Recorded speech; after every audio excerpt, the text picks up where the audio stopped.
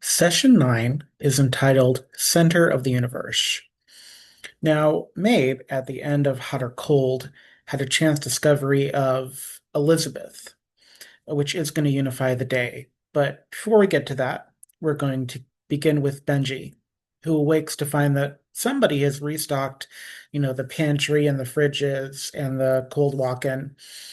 Someone that's keeping to the agreement of Saint Honore that keeps it stocked with food under the orders of the former manager actor of the town, Madame Blackwelder, who also played the role of the head madam of the Frontier Museum town when it was an active living participation museum not even that long ago. While Latour preps the food and organizes the order, as it's kind of mostly come in, Benji does some sleuthing and notices that there is a Cisco truck, mostly unloaded, again, out in the front of the saloon building the Rangers are staying at. The back of the truck looks like a normal Cisco truck, and besides for a baseball bat underneath the seat, along with, unfortunately, an expired chicken McNugget, uh, there is not much to save.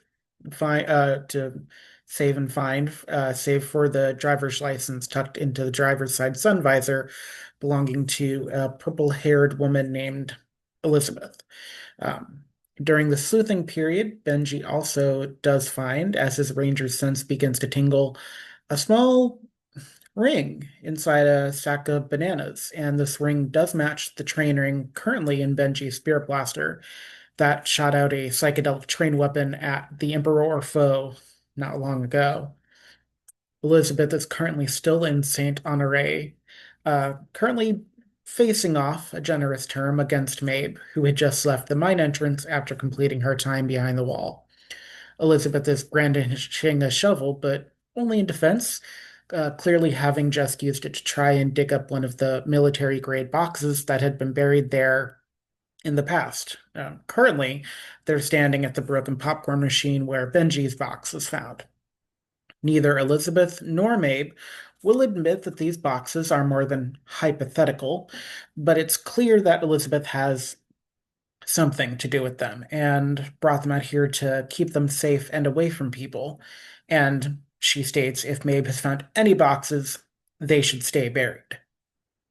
As Lua joins the fray after seeing something in the mine tucked away in the brain for later, Mabe and Lua convince Elizabeth, who is incredibly weary and incredibly spooked out about being here and being found, to come inside with them. As Elizabeth talks about killer sharp teeth clowns that were once kind and good regular clowns transformed by an unknown evil in a raggedy coat. Lua notes as they leave after having done a survival roll for pattern recognition that the graveyard style conditioning, including the knocked over billboard to the north and the remnants of the broken Ferris wheel and other ripped up ride parts to the east of the back of the mind, corroborate the sentiments of the story Elizabeth tells, but the timeline itself, like so many other things, does feel off. Elizabeth, continuing to hold the shovel as a weapon, meets Benji and Latour. Benji returns the bat as a gesture of goodwill, and they leave Elizabeth out of the conversation a little bit for a moment after convincing her to go into the staff dining room in order to compare notes and vibe and wish Ophelia well as she's dealing with the migraine today. Benji produces the banana ring while they talk, and Mabe has a vision of a helmet in a dilapidated room while holding it, but no one else has that same vision. They all get the ranger tingles though, confirming that it might be a sibling to the one Benji currently has, indeed.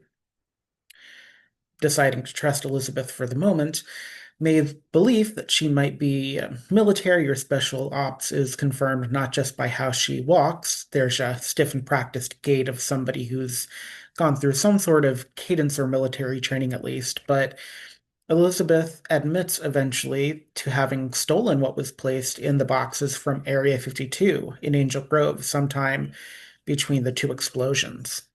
She corroborates some of what happened to the Angel Grove Rangers in the past and is surprised that Lua, who is from Angel Grove, isn't also military, as Elizabeth describes a good third of the population as belonging to the military base, referencing the satellite dish weapon in the round room and both the NASA style searching room and the experimentation room the Angel Grove Rangers went through to encounter both the weapon the military tried to use to destroy the moon and Rita, and then later acting as the erstwhile throne room Zedd had built after himself, this round room where all the bad things in the world happened. Elizabeth admits in talking about this geography and about her time to Area 52 that though she worked for the military, she wasn't very high level beyond working in reception, but that she also didn't agree with them wanting to make their own version of or find and convince the Power Rangers to work for them. She references the military's desire to recreate the Power Rangers Zords, the armor, the weaponry, and especially focuses on Brick's ice-themed glove weapon, and how the search to figure out who the Rangers were never bore fruit. But the locks boxes that these particular Rangers in St. Honore have found were version 2 of Alpha proprietary military gear the military was creating at Area 52. The first set was just too unwieldy to steal while Zedd moved in. They were these black and bulky SWAT versions that lived in the back of the experimentation room. Elizabeth describes a bit of what she stole and attempted to lock away as looking like cell phones, but that she has no idea what they're actually meant to do, and they've definitely had to be more dangerous than cell phones. She just knew after the first explosion in the round room, but before the second one, as Zedd was moving in, that she couldn't just let them fall into Zedd's hands, nor really stay as the military base devolved and became deserted with the rise of Zedd's living smoke in Angel Grove. She describes it now in the same terms as others, a dead city, quote unquote, but also has a realization that the military likely left the technology for and potentially an engineered version of a living putty in one of the underground experimentation rooms. Of all the things she says, that feels to her the most frightening and worst off now, as she assumes an abandoned military complex is its home playground and anything is possible when it comes to Angel Grove.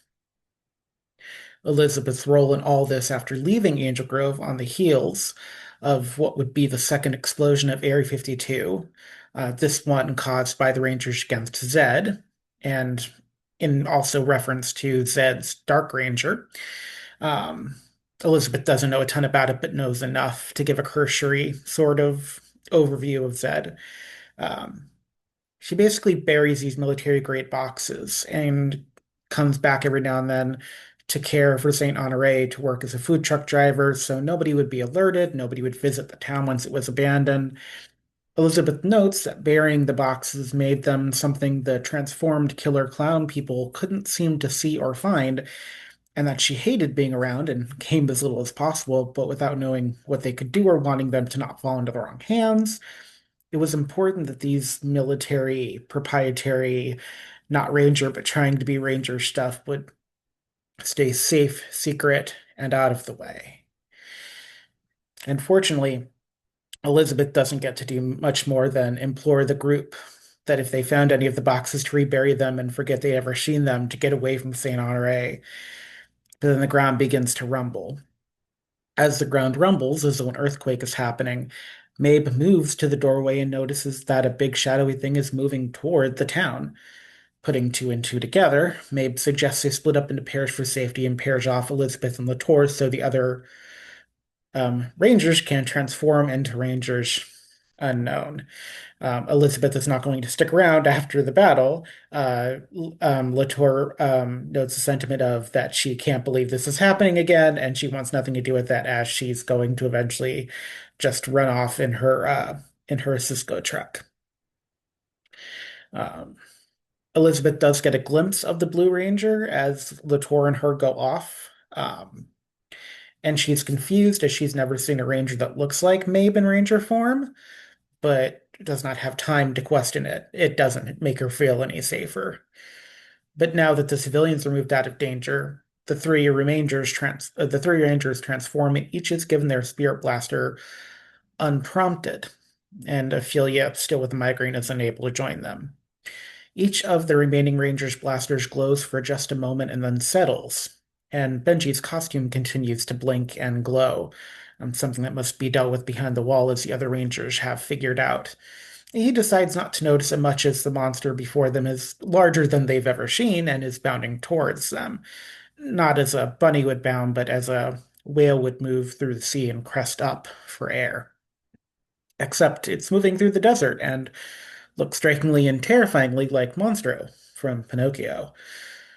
Noting the banana ring stayed in his hand after transformation, Benji attempts to add it to the train ring in the round space where the train ring is nestled in Benji's pink spirit blaster. Um, the ring doesn't take, though, as the train ring pops out and the banana ring replaces it.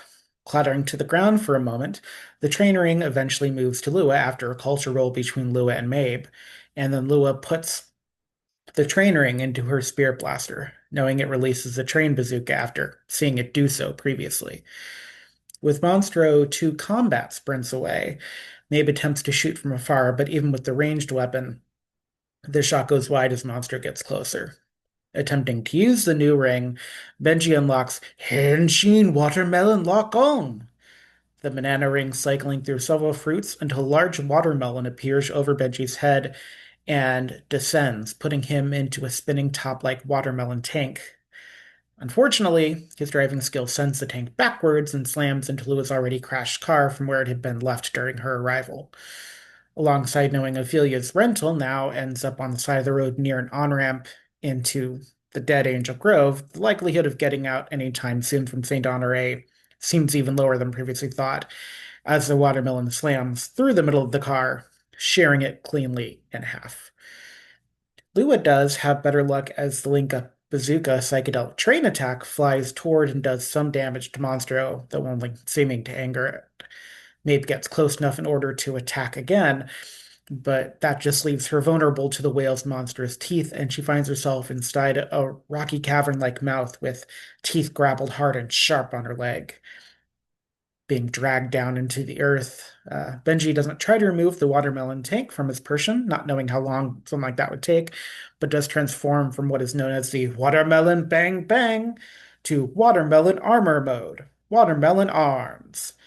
The watermelon armor mode creates a artificial watermelon green armor setting on his shoulders and on his chest plate, and does give him both the scythe and also height in some ways. It's hard to tell whether it's like a moon shoes experience or what it is, but it makes him taller and gives him a scythe. And Benji is now size-wise on par enough with the whale with this new weapon that he can run forward and do damage both with the weapon and with his spirit blaster. Uh, they all meet the monster, and as Benji attacks, Louis is able to finish the strike with a power point boost to have the train go again, and that gets Mabe away out of the monster's mouth via the train, which is actually big enough for her to ride in. Not that she recommends the experience much because the color palette of it is still, much like the color palette of the watermelon, wrong. The more your brain looks at it, the more it says, yes, this is the color you're seeing, but it's sort of like you're not a shrimp, but you're seeing shrimp colors that you shouldn't be seeing. The monster does disintegrate and reveals under a small collapsed pile of dirt that it was born from the Strength tarot card of Latour's deck. Another monster vanquished and a now faded tarot card returned to the man, this time Strength. As the rest of the Rangers clear away, Mabe does take the opportunity to ask Latour more questions. Um, and in the back of Mabe's mind, especially, is even thinking thoughtfully about this new fruit-themed armor ring they now possess. Um, Mabe trying to match Latour's knowledge about the spiritual with Elizabeth's knowledge about the military presence within Angel Grove opens up some new paths to understanding about everything going on in some ways, but not in terms of time. The camera logs that have been hacked into Angel Grove, into the cameras, are still wonky, leading to one camera in the mayor's office to showcase not just Mayor Bulkmeyer pacing and yelling about something, but a just out of view hollowed out filing cabinet that leaves Mabe curious. Latour does the best he can with information about what ley lines are, what the other Rangers went through spiritually, what the living smoke does, and leaves Mabe with the resolve to potentially even capture some of the smoke, as the monsters they face do let off a little bit of smoke, and maybe it's the same. Mabe tries her luck again with the second camera from the camera she's hacked into, And she comes across a camera pointed to the top of the Angel Grove Youth Center Gym and Juice Bar. And there are two boxes on top of the Angel Grove Juice Bar. It's weird because the camera's pointed almost directly toward it instead of looking down to the floor or looking up to the sky, but directly to this roof. And there's two boxes there. One box is definitely an air conditioner, you can clearly tell, but there's a second box that is air conditioner shaped, but isn't placed where it would be, doesn't look right. It also seems to have been hit repeatedly and destroyed by some kind of laser fire. But what does it all mean? And why did Angel Grove fall into becoming a dead city? Was it really Zedd's living smoke? After all, Lua has claimed it did turn a woman into a scorpion woman from going through an oven monster. Maybe one of the explosions Elizabeth referenced from Area 52 did it. Or is it just the fate of a town where all ley lines seem to lead to it as the center of the universe? More to say, but more to come. Join us next time for session 10, entitled Wheel of Misfortune. See you soon.